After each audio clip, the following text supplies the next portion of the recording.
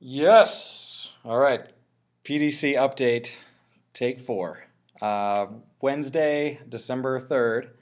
I just decided that I wanted to kind of share my understandings of the etheric and how I'm working with it in the class. Very straightforward, very like what I've taken in and what I'm now trying to work with out of that understanding.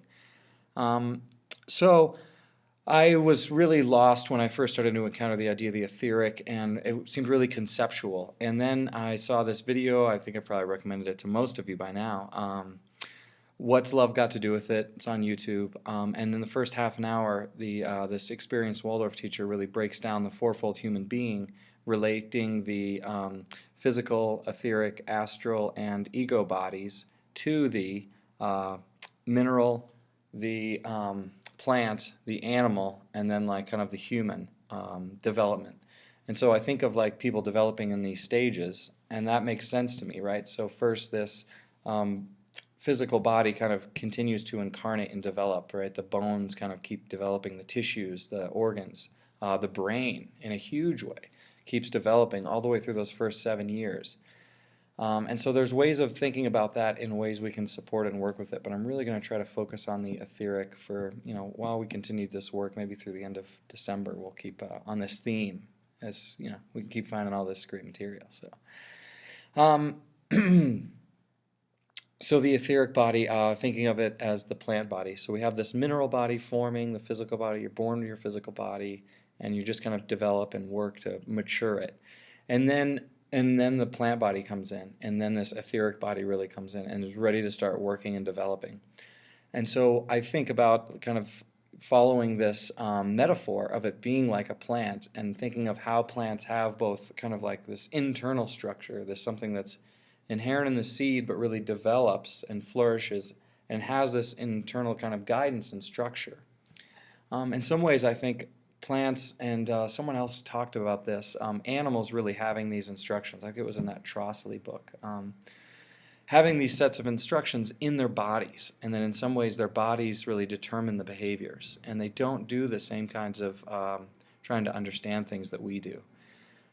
Anyway, I'm not sure if that's etheric or more of an astral thing, but I guess my sense of that is simply that our students need like stories to understand how to behave and how to live in the world, because their bodies don't guide them the way that animals or plants' bodies guide them.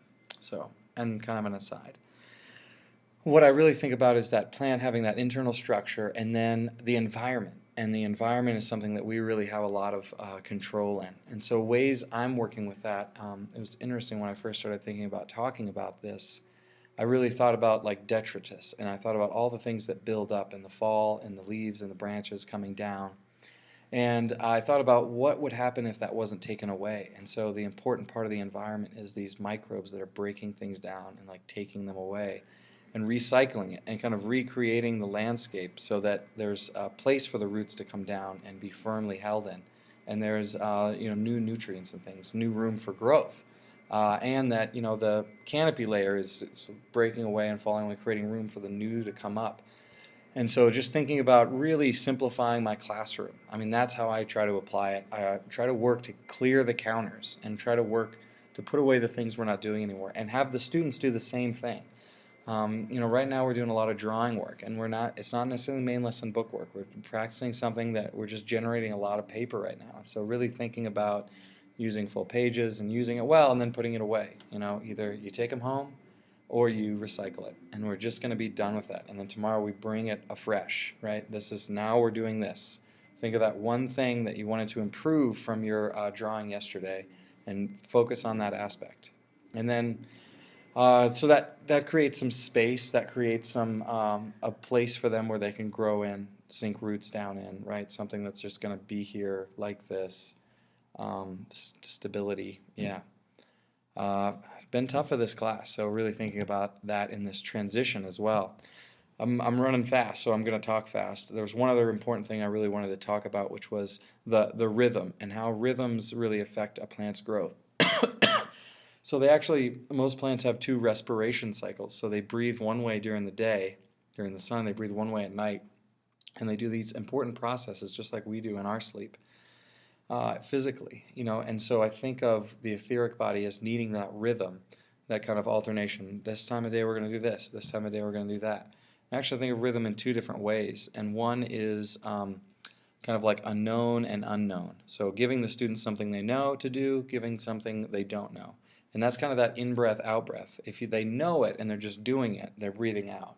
But if they don't know it and it's something new that's coming in, they're breathing in, they're taking it in. It's kind of one way that I've been taught to think about it. So there's that rhythm during the day to kind of get that in-breath, out-breath, in-breath, out-breath, and building it up so that they can really focus and work intensively in an out-breath kind of a way. They're ready to, with that kind of 3-day rhythm or 2-day rhythm of developing it into a place where they can really work with something.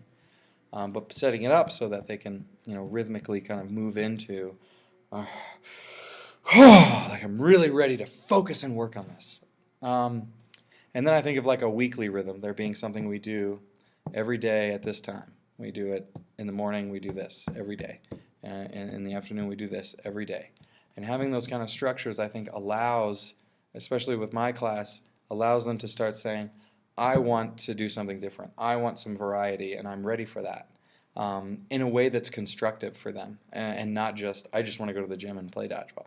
So seeing that, and seeing that as it's happened over the last block, which was algebra, which is arrhythmic, and I really struggled to find it, and now moving into the Renaissance block. Today I felt like a rhythm we'd done a lot in previous blocks, and it seemed like they just smoothly moved right into it. They were ready to work when it was time to work.